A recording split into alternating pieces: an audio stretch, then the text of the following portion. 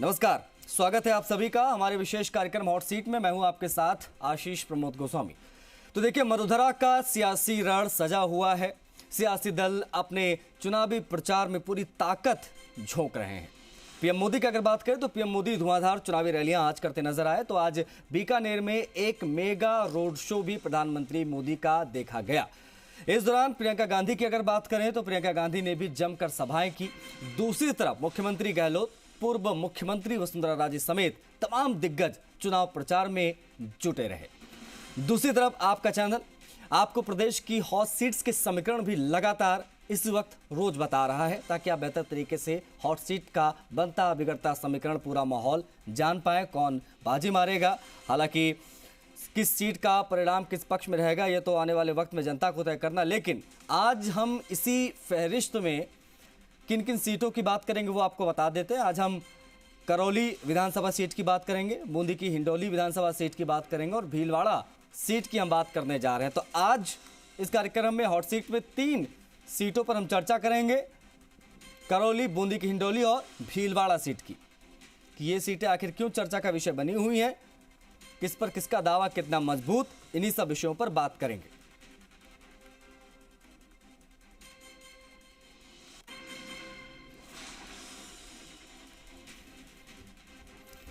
और इन तमाम विधानसभा के बारे में हम बात करेंगे, लेकिन सबसे पहले करौली सीट का सियासी समीकरण आपको ग्राफिक्स के माध्यम से समझा देते हैं, क्योंकि करौली में कांग्रेस ने लाखन सिंह मीणा को उतारा है मैदान में। भाजपा ने कांग्रेस के बागी दर्शन सिंह गुर्जर पर विश्वास जताया है। एक दिन में दर्शन सिंह का टिकट हुआ था फाइनल अचानक से। पिछली बार कांग्रेस के टिकट पर दर्शन सिंह गुर्जर चुनाव हारे थे, इस बार कांग्रेस ने लिफ्ट दिया नहीं, बीजेपी ने हाथों हाथ इनको ले लिया। बसपा प्रत्याशी और वर्तमान विधायक लाखन सिंह से हारे थे चुनाव। अब ऐसे में कांग्रेस ने लाखन को टिकट दिया है। करौली सीट को जीतने के लिए दोनों ही पार्टियों ने पूरी ताकत झोंक रखी है। तो करौली की सीट का क्या समीकरण वो हमने आपको बताया। बड़ी चीज यह है कि भारतीय जनता पार्टी का भी दावा मजबूत है, कांग्रेस का भी दावा मजबूत है। अब ऐसे में किसकी दाल गलेगी, कौन कितना प्रयास कर रहा है और जनता इसको किस तरीके से ले रही है, समझने वाली बात होगी। करौली विधानसभा सीट पर बेहतर तरीके से हम चर्चा करेंगे। हमारे सहयोगी आपको स्क्रीन पर दिखाई दे रहे हैं। विष्णु शर्मा हमारे सहयोगी कनेक्ट है, साथ ही साथ में शशि हमारे सहयोगी वही सहयोगी कनेक्ट हैं, उनका रुख करेंगे। शशि, सबसे पहले मैं आप ही का रुख करूंगा। समझने का मेरा प्रयास है करौली विधानसभा का हाल, क्योंकि करौली विधानसभा बेहद महत्वपूर्ण सीट, बीएसपी ने 18 में जीता था यहां से। इस बार बीएसपी के उसी कैंडिडेट को कांग्रेस ने हाथों हाथ लिया, टिकट दिया। क्या समीकरण बनता नजर आ रहा है आपको यहाँ पर, किसका दावा कितना मजबूत मौजूदा वक्त में? शशि,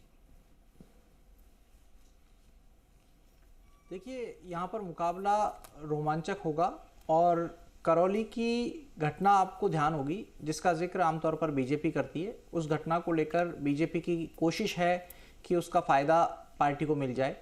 हालांकि यहाँ पर लाखन सिंह मीणा कांग्रेस के प्रत्याशी हैं, जो पिछली बार बसपा से टिकट लेकर आए थे। बसपा खुद यहाँ पर चुनावी मैदान में कोशिश कर रही है, तो बसपा का वोट बैंक है, वो क्या लाखन मीणा अपने साथ ले जा पाएंगे, सवाल ये उठता है। दूसरी बात ये कि जो दर्शन सिंह अब तक बीजेपी को कोसते थे, बीजेपी के खिलाफ बात करते थे, वो बीजेपी के टिकट पर हैं। जब टिकट उनका डिक्लेयर हुआ उससे एक दिन पहले पार्टी में शामिल होते हैं, अगले दिन पार्टी ने टिकट घोषित कर दिया। और आपको ये भी देखना होगा कि जब कांग्रेस पार्टी की 21 सीटें आई थी 2013 में, तब दर्शन सिंह उन 21 विधायकों में शामिल थे जो जीत करके आए थे। तो क्या सोशल इंजीनियरिंग के नाते ये दर्शन सिंह जिस समाज से आते हैं उस समाज के वोटों को साधने की कोशिश है? क्या पूर्वी राजस्थान में ये दिखाने की कोशिश है कि बीजेपी गुर्जर समाज के लोगों को साथ लेना चाहती है? इन सब चीज़ों के ऊपर यहाँ का नतीजा निर्भर करेगा। लेकिन बसपा अपनी उपस्थिति दर्ज कराएगी और उपस्थिति प्रभावी कितनी हो पाएगी ये 3 तारीख को पता लगेगा। लेकिन इस बीच बसपा ने अपनी ताकत, अपनी टीम वहां लगा रखी है और लगातार करौली के ऊपर फोकस कर रखा है। जी आशीष, अब एक बात ये माना जाए शशि की जो मार्जिन था जीत का वो अच्छा खासा था और बीएसपी का जाहिर तौर पर अच्छा खासा यहाँ पर वोट बैंक होगा। अब ऐसे में इस बार बीएसपी की क्या भूमिका होगी यहाँ पर?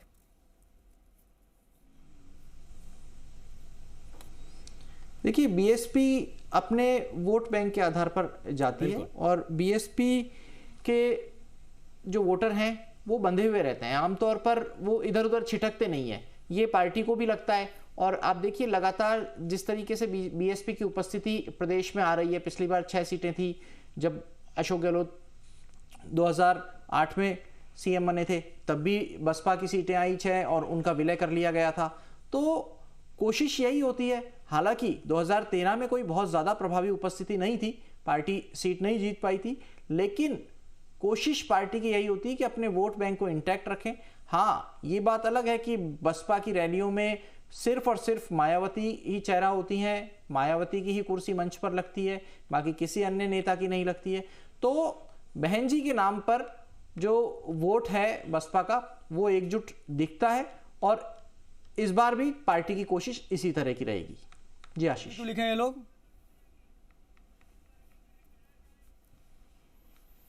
जाहिर तौर पर शशि, और ये जो समीकरण है यही समझने वाली बात है तमाम दर्शकों के लिए। हम वो हॉट सीट का चयन करते हैं, उसके बाद में जो है इस पर तमाम जो वरिष्ठ सहयोगी हैं हमारे और जो हमारे जो सहयोगी विशेष तौर पर विधानसभा सीटों को कवर लगातार कर रहे हैं वो बेहतर तरीके से आप तक ये जानकारियां पहुंचाते हैं। खैर इन सब के बीच में आप लोग बने रहे, इंदौली सीट का रुख कर लेते हैं, इंदौली सीट का भी समीकरण समझ लेते हैं, उसके बाद में फिर इस पर भी बातचीत करेंगे क्योंकि हमारे सहयोगी कनेक्ट हैं।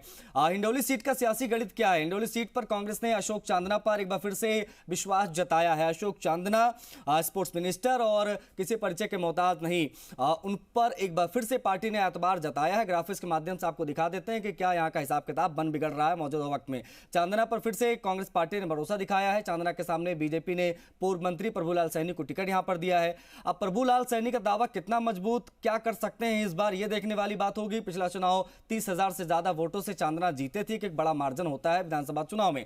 अब ऐसे में दोनों के बीच में आमने सामने का मुकाबला होगा। अशोक चांदना अपनी भाषा शैली को लेकर विवादों में रहे हैं, तो ये थोड़ा सा अशोक चांदना का प्रोफाइल हम आपको बता रहे। साथ ही साथ में प्रभुलाल सैनी को बीजेपी ने अपना उम्मीदवार बनाया। अब ऐसे में कितना कारगर होगा बीजेपी का ये दांव, क्योंकि पिछली बार जो है वो अच्छा खासा मार्जिन यहां पर देखने को मिला था। विष्णु, मैं आपका रुख करूंगा इस बीच में ताकि हम वहां के सहयोगी पर जाएं, उससे पहले हिंडौली का क्या हिसाब किताब इस बार मौजूदा वक्त में? चांदना साहब क्या उस मार्जिन के साथ अभी भी जीत दर्ज करने का मादा रखते हैं या समीकरण बिगड़े हैं पिछले 5 सालों में?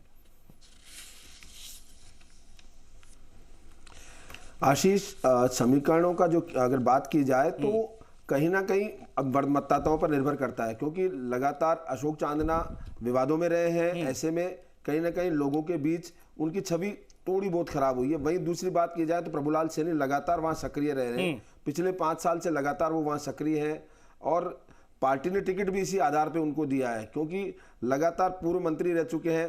कहीं ना कहीं उनका जो जनाधार है वो अलग किस्म का है, तो टक्कर है वो कांटे की रह सकती है, क्योंकि अशोक चांदना का वोट जो है गुर्जर समुदाय के वोट वहां बड़ी संख्या में माने जाते हैं, तो वहीं दूसरे समुदाय के लोग भी वहां पर हैं। वहीं जो कौन किसको ज्यादा प्रभावित कर सकता है, क्योंकि दोनों अपने अपने समाजों के वोटों के साथ जो दूसरे जो वर्ग हैं उनके वोटों को कितना अपने पक्ष में कर सकते हैं, उसके आधार पर ही ये जीत का जो दारोमदार है वो तय होगा। हालांकि जो अंतर था पिछली बार वो काफी बड़ा था, लेकिन कहीं ना कहीं प्रभुलाल सैनी लगातार 5 साल से वहां पर सक्रिय रहे और अशोक चांदना क्योंकि मंत्री रहे, उनके जो बोल हैं वो सबके सामने थे, तो उसका फायदा भी बीजेपी वहां पर लेना चाहेगी। तो ये दोनों ही जो है वो वहां पर जो टक्कर है वो कांटे की रह सकती है। दोनों के बीच जो संघर्ष है वो वापस देखने को मिल सकता है। जी ठीक है, केके भी हमारे सहयोगी कनेक्ट हैं, उनसे भी बेहतर तरीके से हम समझने की कोशिश करेंगे। केके, 2 बार back to back Ashok Chandna यहां से जीते, इस बार हैट्रिक मारने की उनकी जाहिर तौर पर पूरी मंशा होगी, लेकिन प्रभुलाल सैनी क्या गणित बिगाड़ सकते हैं चांदना का? मौजूदा स्थिति क्या नजर आ रही है आपको? केके, देखिए, आपने ठीक कहा कि अगर बात की जाए तो अशोक चांदना पहले 2 बार से लगातार वहाँ एमएलए हैं, और अगर प्रभुलाल सैनी की बीजेपी की बात की जाए तो वो यहाँ पर स्थानीय नहीं है, लेकिन इससे पहले एक बार 2008 में वो यहाँ पर एमएलए रह चुके हैं। यानी कि प्रभुलाल सैनी जो है वो स्थानीय जो गणित है उससे पूरी तरह वाकिफ हैं और वो जगह उनके लिए नई नहीं है। ऐसे में तो बड़ी चुनौती जो है कहीं ना कहीं देखा सकता है कि अशोक चांदना को बड़ी टक्कर दे सकते हैं। मामला पूरे जो है कांटे की टक्कर यहाँ पर देखी जा सकती है। हालांकि अशोक चांदना स्थानीय है और प्रभुलाल सैनी बाहर से आते हैं, लेकिन चूंकि पहले यहाँ पर विधायक रहे हैं, गणित उनकी जो क्षेत्र पकड़ है हो रही है, साथ ही 5 साल से लगातार सक्रिय है। जैसे मेरे सहयोगी विष्णु जी ने बताया कि वो लगातार 5 साल इस क्षेत्र में सक्रिय रहे हैं। अगर स्थानीय गणित अगर मतदाताओं की देखी जाए तो जहां तक अगर बात की जाए 55,000 माली जो है वो यहाँ पर हैं। साथ ही इसके अलावा 55,000 गुर्जर हैं, यानी और 25,000 करीब जो एसटी वोटर्स है वो भी हैं। 17,000 करीब यहाँ पर एससी वोटर है, यानी कि जो एससी बहुल ये सीट है। अब ये एससी वर्ग और एसटी वर्ग जो है वो चुनाव में किसकी तरफ जाता है ये देखने वाली बात होगी। लेकिन अशोक चांदना चूंकि 2 बार से लगातार विधायक रहे हैं, लेकिन उनकी एक खूबी भी है कि वो यूथ को साथ लेकर चले हैं। चूंकि खेल मंत्री रहे थे और ऐसे में यूथ पर उनकी पकड़ अच्छी है, लेकिन जिस तरीके से वो कुछ मामलों को लेकर के स्थानीय स्तर पर विवादों में आए थे, अधिकारियों से उनकी कई बार झड़प हुई थी। हालांकि वो झड़प जो थी वो कहीं ना कहीं अपने कार्यकर्ताओं को लेकर के ये हालात बने थे। लेकिन अब देखना होगा कि चुनाव के अंदर ये जो मतदाता है, जो यूथ है, वो किस तरफ जाता है। साथ ही जो माली समाज का कितना सपोर्ट जो है प्रभुलाल सैनी को मिलता है, ये सब बड़ा महत्वपूर्ण फैक्टर होने वाला है। ठीक है, यानी कि स्थानीय ठीक है, मतलब कि जातिगत फैक्टर एक बड़ी भूमिका में रहेगा हिंडौली में अगर बात करें तो। शशि मोहन शर्मा का भी रुख करूंगा। शशि, मैं आपके चश्मे से अगर देखूं तो क्या नजर आएगा हिंडौली का हाल मौजूदा वक्त में? आशीष, देखिए, मेरे चश्मे से या आपके चश्मे से देखने से फर्क नहीं पड़ेगा। सिर्फ तथ्य, दस्तावेज और जो हकीकत हालात जो दिखते हैं, हम सिर्फ वही जनता के सामने रख सकते हैं। फैसला जनता को करना है। लेकिन सवाल यह है कि हकीकत क्या है। कल बूंदी के देई में एक सभा हुई, राहुल गांधी ने उस मंच से भाषण दिया। अशोक चांदना, हरिमोहन शर्मा जो कांग्रेस के प्रत्याशी हैं, दोनों मौजूद थे वहां पर। आप ये देखिए कि बीच में एक बात अशोक चांदना ने कही जनता से।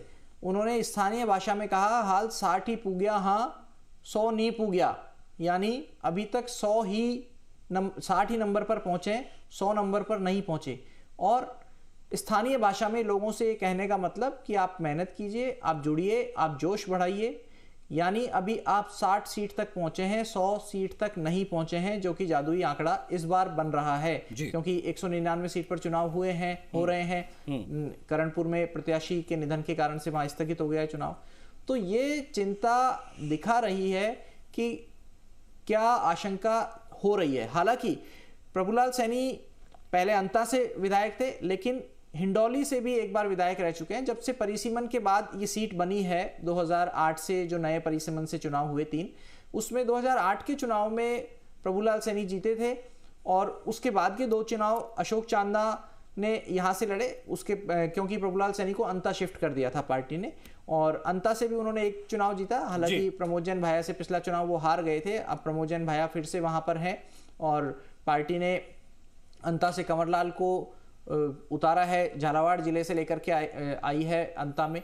लेकिन ये सीट बड़ी रोमांचक है और एक बंगला नंबर है 18A जी। 18A अशोक चांदना का सरकारी बंगला है और उसका पिछले 4 चुनाव का इतिहास ये कहता है कि जिस मंत्री को वो सरकारी बंगला मिला वो लौट करके नहीं आया। हालांकि अशोक चांदना इस मिथक को दूर करने की कोशिश करेंगे, लेकिन प्रभुलाल सैनी अपने सोशल इंजीनियरिंग के दम पर, अपने संपर्कों के दम पर, अपने पुराने विधायक होने के दम पर कोशिश कर रहे हैं कि इस सीट को जीतें। हालांकि मुकाबला मंत्री और पूर्व मंत्री का है, इसलिए यहाँ रोचक लड़ाई होती हुई दिख रही है और संघर्ष कांटे का होगा। ये आप नोट करके रख लीजिए, बहुत नजदीकी मुकाबला होगा यहाँ पर। ठीक है, मतलब प्रभुलाल सैनी रंग में भंग डालने का मादा रखते हैं यहाँ पर। खैर, इन सब के बीच में आप सभी पे नहीं, भीलवाड़ा सीट की बात कर लेते हैं क्योंकि ये बेहद महत्वपूर्ण सीट है। आप बीजेपी का गढ़ भी आप इसे कह सकते हैं क्योंकि यहाँ पर लगातार 4 बार बीजेपी जीती है और इस बार फिर से बीजेपी यहाँ पर फतह करने की कोशिश करेगी। अब यहाँ पर क्या समीकरण है वो सबसे पहले आपको समझा देते हैं। भीलवाड़ा में कांग्रेस या बीजेपी, बड़ा सवाल। भाजपा ने विठल शंकर अवस्थी पर एक बार फिर से विश्वास जताया है। हैट्रिक मार चुका ऑलरेडी ये जीत की यहाँ से। कांग्रेस ने ओम नारायणीवाल को मैदान में उतारा है। भीलवाड़ा नगर परिषद के सभापति नारायणीवाल रह चुके हैं। 2018 का चुनाव निर्दलीय लड़े, दूसरे पायदान पर रहे। अवस्थी का लंबे समय से संघ और संगठन के बीच बेहतर तालमेल रहा है। इस सीट पर वर्चस्व रहा है। अब ऐसे में इस सीट का क्या समीकरण है, ये भी हॉट सीट है, हमारी 3 हॉट सीट में से आज। और भीलवाड़ा से हमारे सहयोगी दिलशाद भी कनेक्ट है, साथ साथ में शशि मोहन शर्मा हमारे वही सहयोगी कनेक्ट है, विष्णु हमारे सहयोगी कनेक्ट है। सबसे हम बातचीत इस सीट पर भी 1 to 1 करेंगे। दिलशाद, सबसे पहले मैं आपका रुख करूंगा क्योंकि ग्राउंड की मौजूदा स्थिति आप बेहतर बता पाएंगे। विठल शंकर अवस्थी कितने मजबूत मौजूदा वक्त में नजर आ रहे हैं और कांग्रेस कितनी टक्कर देती नजर आ रही है मौजूदा वक्त में? जी बिल्कुल, भीलवाड़ा सीट की अगर बात करें और अब तक के इतिहास की अगर बात करें तो यहाँ 16 बार के चुनाव में 8 बार बीजेपी, 7 बार कांग्रेस और 1 बार जनता दल का कब्जा रहा है। बड़ी बात यह है कि पिछले चुनाव के अगर आंकड़ों को देखा जाए तो 2018 के विधानसभा चुनाव में 17 प्रत्याशियों ने जो है यहाँ से भाग के आजमाया था, जिसमें बीजेपी के विट्ठल शंकर अवस्थी ने कांग्रेस के प्रत्याशी को हराया। चुनाव में विट्ठल शंकर अवस्थी ने जो करीब 93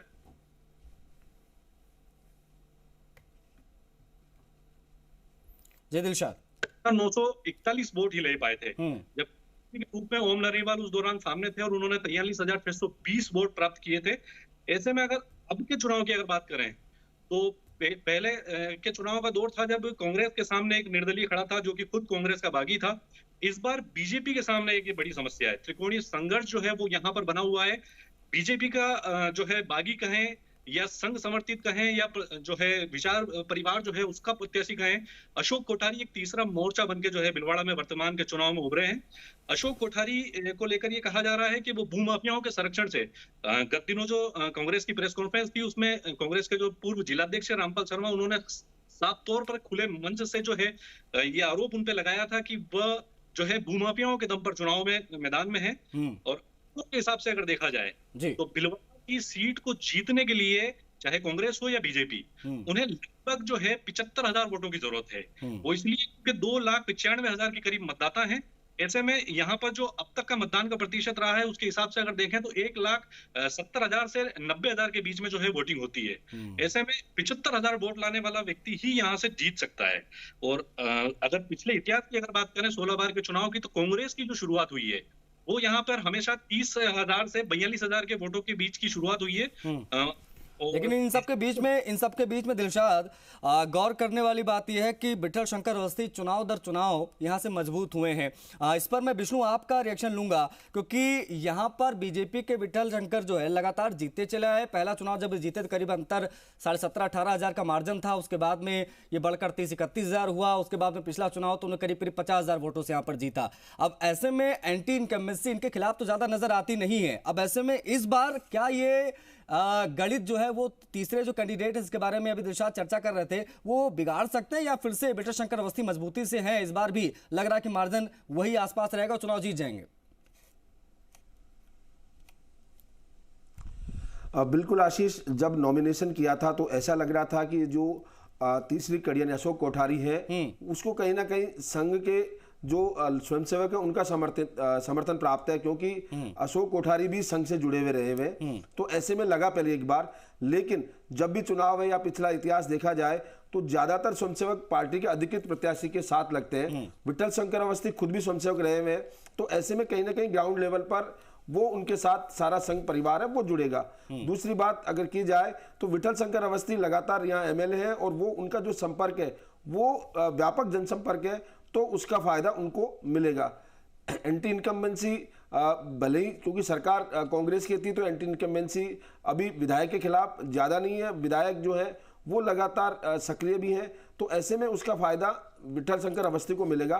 तो बात ये की जा सकती है कि जो मुकाबला रोचक होगा, तीसरे जो अशोक कोठारी हैं वो खलल डाल सकते हैं, लेकिन उसका उतना प्रभाव नहीं होगा। जैसे अभी दिलशाद ने भी बताया कि यहाँ पर 75,000 वोट लाने वाला जीत सकता है, तो 60,000 से अगर बीजेपी की शुरुआत हो रही है पिछले चुनाव में देखा जाए, इस बार मार्जिन भी कहीं ज्यादा है, तो ऐसे में विट्ठल शंकर अवस्थी है वो मजबूत प्रत्याशी दिखाई दे रहे हैं। हालांकि टक्कर रहने वाली है क्योंकि कांग्रेस ने भी वोट जो टिकट दिया है वो उनको दिया है जो पहले से यहाँ चुनाव लड़ चुके हैं, निर्दलीय चुनाव लड़ चुके हैं। और जो अशोक कोठारी है वो कितना तोड़, अब ये देखने वाली बात होगी कि अशोक कोठारी कितना वोट ले पाते हैं, कितना खींच पाते हैं, उस पर ज्यादा निर्भर होगा। ठीक है शशि, एक फाइनल कमेंट मैं आपका लूंगा संक्षेप में। भीलवाड़ा में कौन कितना मजबूत नजर आ रहा है? क्या विट्ठल शंकर अवस्थी चौका मार पाएंगे इस बार?